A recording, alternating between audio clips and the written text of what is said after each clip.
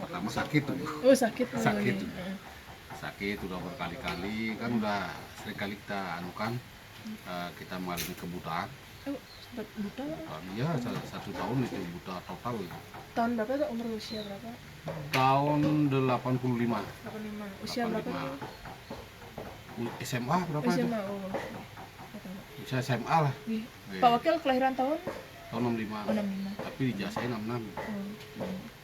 Nah itu lagi sakit kita dibawa ke rumah sakit jiwa Bina Atma Ubung. Kok buta bisa ke jiwa? Karena sementara kan dokter bilang ada saraf, mungkin ada saraf mata yang terganggu. Ternyata memang tidak ada saraf mata, memang ada yang lain ya, normal. Di sana 10 hari. Nah dari sana ada petunjuk, disuruh pulang ke rumah langsung dan disuruh untuk mohon nangkil di tempat tangkas, puri tangkas itu. Nah akhirnya kita pulang, di sana kita dalam artian kita bersemedi.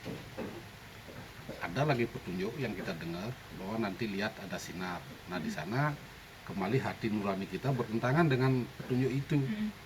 Kenapa demikian? Kenapa kita bertentangan? Karena kita buta.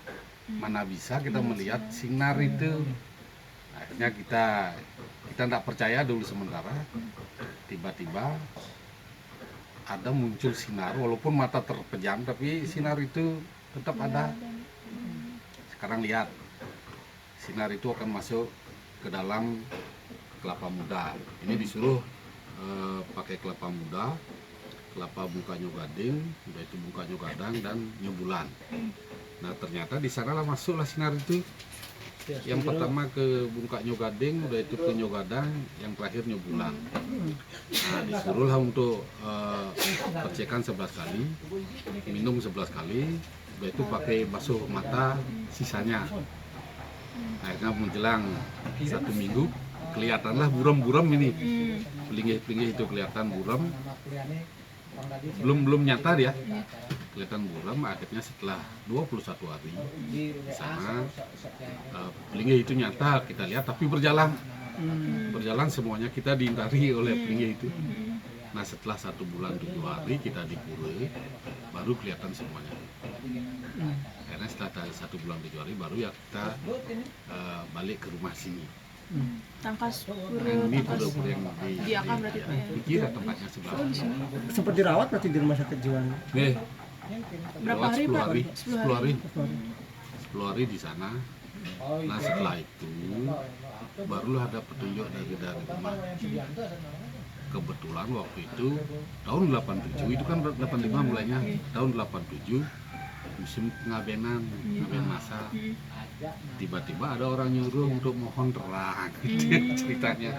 Nah, pada saat dimintai kita pun bingung apa yang kita pakai, sarana-sarana. Nah ternyata sarana itu semua petunjuk akhirnya.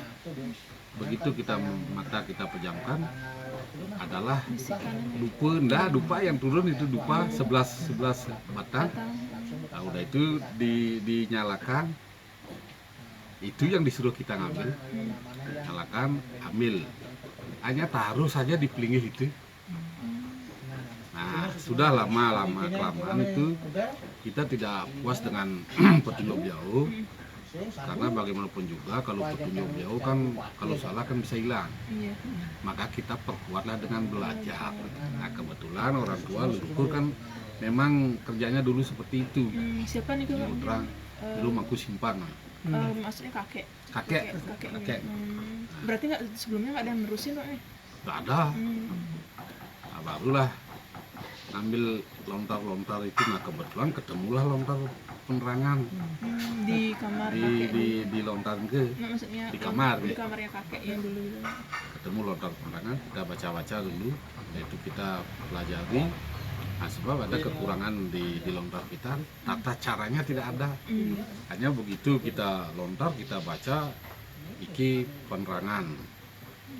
Bagaimana caranya itu yang tidak ada. Nah, dengan itulah kita belajar, mencari cara bagaimana sebenarnya cara menerang. Apa hanya bisa disebutkan saja, dibacakan saja mantra itu jadi, ataukah ada jalan-jalan lain.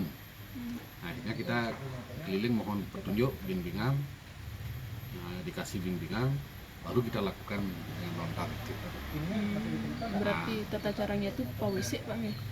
Nah, itu belajar. Oh, belajar. Berapa lama Pak mendalami kira-kira Pak? Itu 1,5 tahun gitu. 1 tahun mendalami. Ya, Baru berani lagi mencoba kan? baru kita kalau ada orang datang, kita langsung berani jawab langsung. Berarti dari mulut ke mulut Pak ya? Dari mulut ke mulut ya. Sampai apa masyarakat Wakil. tahu kemampuan dari Pak Wakil untuk Ya, itu dari mulut ke mulut.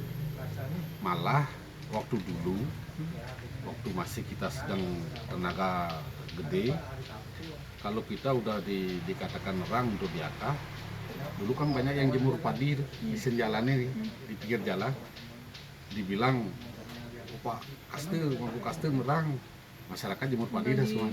Nah, itulah anunya sekilas kepercayaan ya. keyakinan. Oke, mungkin pernah dulu misalnya gagal pas nerang, mungkin ada serangan atau seperti apa?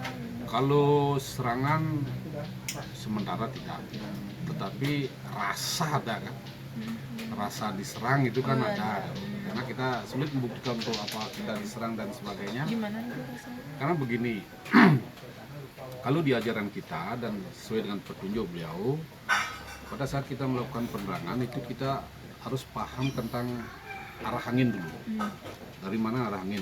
Lalu sasih keenam dari mana arah anginnya? Apabila arah angin dari timur, tetapi tiba-tiba ada, biasanya kan dari timur, arah anginnya dari timur, mendungnya juga awannya dari timur. Apabila ada di luar arah itu, berarti ada orang yang memohon yang lainnya. Yang paling berkesan Pak Wakil, ya di mana nih waktu Yang paling berkesan, kita neraka pernah ada cobaan di Singaraja ini.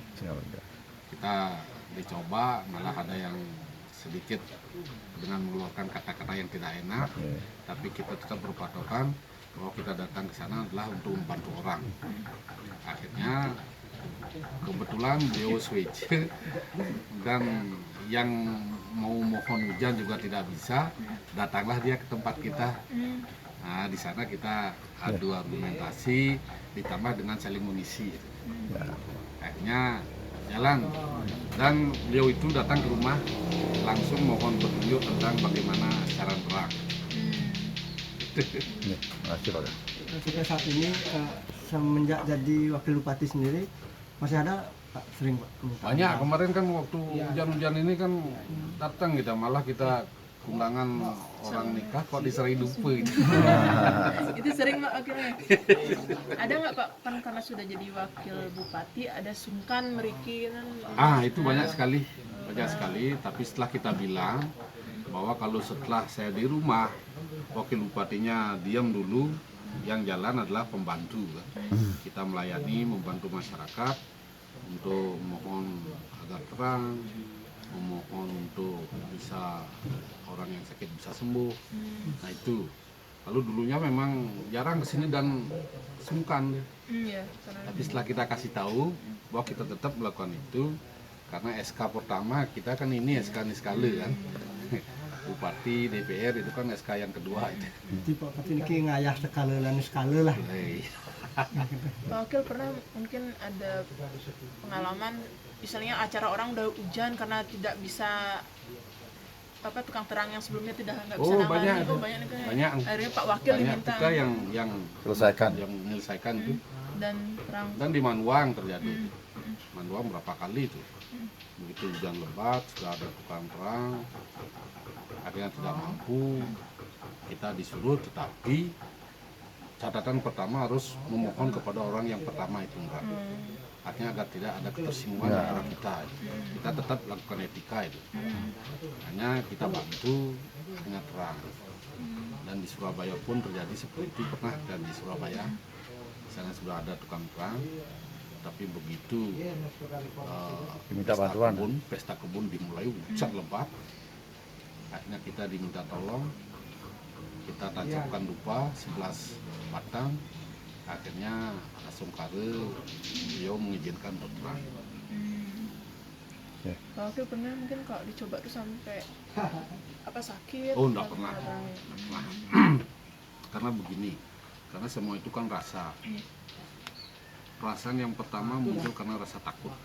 Rasa takut apabila, apalagi dikasih tahu oleh orang-orang yang lainnya kan, jangan orang nanti samar khilaf kan, samar petir kan. Ternyata orang yang tidak nerang pun ada yang samar petir. Betul, ya. Nah, maka itu secara logika pikiran kita kan bukan meniadakan, tidak, tapi tetap kematian, kejadian yang aturlah di atas.